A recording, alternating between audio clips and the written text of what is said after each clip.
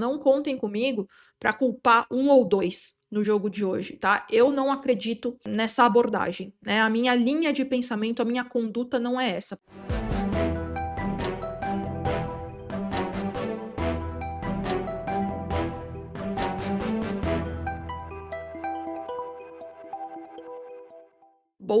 Muito boa noite para vocês, meus queridos inscritos, ou bom dia ou boa tarde, né? Depende do horário que vocês estão assistindo.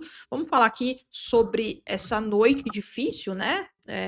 Nenhum palmeirense esperava por isso, esse 3-0 da LDU lá em Quito, lá no Equador, na altitude. Abro aqui, gente, esse vídeo falando que não contem comigo para culpar um ou dois no jogo de hoje, tá? Eu não acredito nessa abordagem, né? A minha linha de pensamento, a minha conduta não é essa. Para mim, hoje existiu uma responsabilidade coletiva, houve uma pane coletiva. E com isso, a responsabilidade para mim, ela é coletiva, porque eu tenho visto, eu soltei a minha análise no Instagram, e é claro que, e assim, eu entendo, tá, gente? Mas é claro que agora, principalmente nesse momento difícil, a busca por culpar um ou dois, né? Culpar o Abel, culpar o Veiga, culpar o Murilo, o Emiliano Martinez, é sempre esse caminho, né? É sempre esse ciclo. E para mim, eu não acredito nisso. Para mim, a responsabilidade ela é coletiva. E aquilo, os mesmos que falaram hoje que era jogo para o Maurício são os mesmos que falam que ele só joga bem quando entra no segundo tempo. Os mesmos que falam que o Everton tinha que sair, clamavam pelo Carlos Miguel, são os mesmos que hoje criticam e criticaram o Carlos Miguel e pedem a volta do Everton. São os mesmos também que pediram incessantemente a saída do Aníbal Moreno depois do jogo contra o Flamengo, que realmente ele teve aquela falha, são os mesmos que pediram o Emiliano Martinez hoje e que hoje pediram o Aníbal Moreno porque viram que o Emiliano Martinez não fez uma boa partida. Os mesmos que pediram tanto incessantemente a saída do Giai falaram, vi muito na internet, falando que hoje estava muito claro que era jogo para o Giai.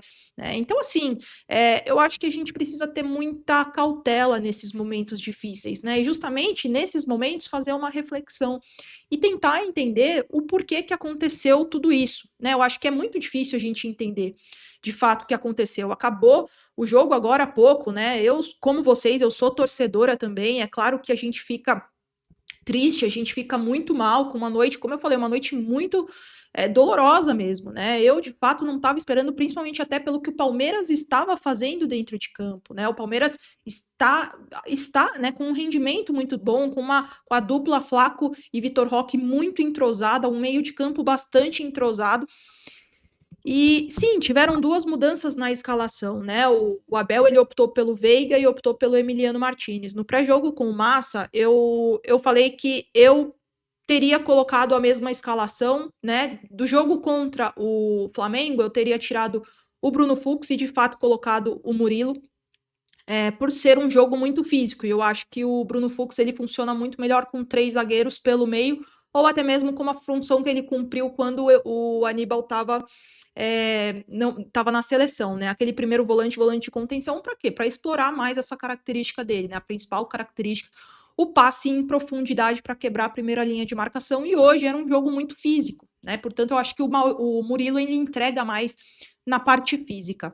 E eu acho que o Maurício ele poderia dar mais dinâmica, mais mobilidade nesse meio de campo e a conexão necessária entre a primeira fase de construção e ataque, ou seja, com o Andreas Pereira, com o Flaco e com o Vitor Roque. É claro que a gente não pode, em hipótese nenhuma, tirar o fator externo, né? Ou seja, a altitude. Deu para ver nitidamente que os jogadores do Palmeiras ficaram muito cansados, que o oxigênio não veio, que o ar faltou e que isso foi sim algo que a gente precisa adicionar na pauta, a gente precisa adicionar na análise. E também a LDU montou uma estratégia praticamente perfeita, se não perfeita, para combater as principais características do Palmeiras. Eu percebi o Palmeiras completamente descaracterizado da sua própria identidade. Para mim ficou muito nítido isso. E pelo menos para mim o que se deve a essa descaracterização é essa desorganização que aconteceu no Palmeiras, tanto na fase de construção de jogadas, ou seja, na fase ofensiva e principalmente na fase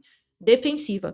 Ficou muito nítido que a LDU ela abdicou da sua principal característica, a sua principal arma, que é a transição ofensiva. Jogou muito pelos lados e aplicou aquela intensidade que já era esperada, né, nos 15, 20 minutos dos dois tempos, mas se sentiu muito confortável no jogo porque forçou o Palmeiras a errar e através disso teve aquele efeito dominó, né? O Palmeiras foi forçado ao erro, errou muito e com isso teve uma pane coletiva, né? Essa pane coletiva, quando acontece em times que são muito organizados defensivamente e ofensivamente, geralmente o dano ele é relativamente grande e foi o que aconteceu hoje, um placar bastante elástico que de fato ninguém esperava. Eu acho que uma derrota, um empate, uma derrota por um placar menos elástico, até mesmo um empate, até estava na conta, porque a LDU eliminou o São Paulo, eliminou o Botafogo, foi o primeiro do grupo, no grupo do Flamengo, e tem o fator altitude também, né? Então, assim, é claro que a gente, né, tava numa expectativa muito positiva, porque o Palmeiras tem feito ótimos jogos, né? Tem feito goleadas atrás de goleadas, e é o que eu falei, não são só os resultados, é o bom desempenho e bom rendimento dentro de campo, que eu falo muito aqui para vocês, tão bom quanto o resultado é o bom desempenho, tão bom quanto as vitórias é o bom desempenho, bom rendimento dentro de campo. E era o que estava acontecendo, né, nos jogos do Palmeiras. E, de fato, a gente não esperava. Eu, pelo menos, falo por mim, a primeira pessoa. Não esperava, em hipótese nenhuma, um placar tão elástico como esse, um Palmeiras tão desorganizado como esse, um Palmeiras tão perdido como esse que foi apresentado hoje. E aquilo, né, gente?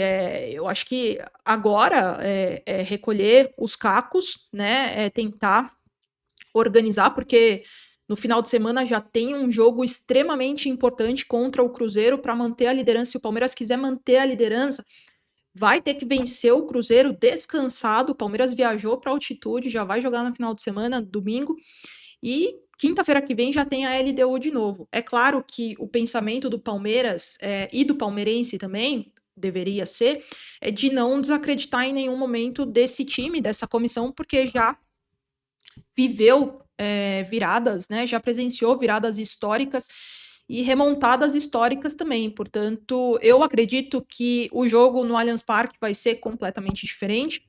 O Palmeiras tem time para virar, né? É claro que agora, depois desse jogo, depois de como foi do Palmeiras completamente indefeso e completamente envolvido na, na, na, pelo jogo da LDU, realmente é muito difícil. Eu acho que a gente precisa sim dar o mérito para a LDU. Acho que a LDU montou uma estratégia muito eficiente.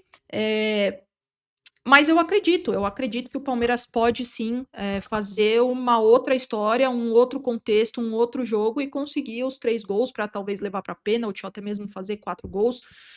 É o que tem acontecido nos últimos jogos do Allianz Parque. Falando um pouquinho da escalação, que eu sei que vocês vão me perguntar, vocês vão colocar aqui nos comentários.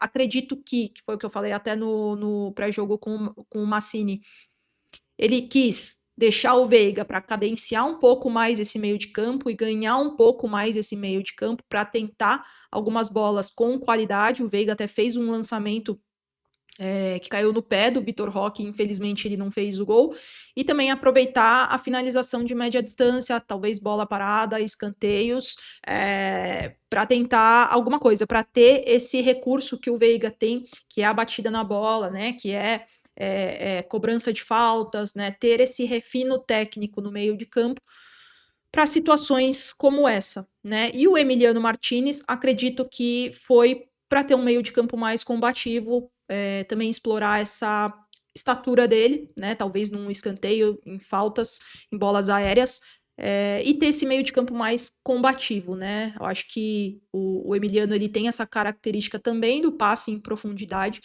tem essa característica também de ser caçador, mas é aquilo, gente.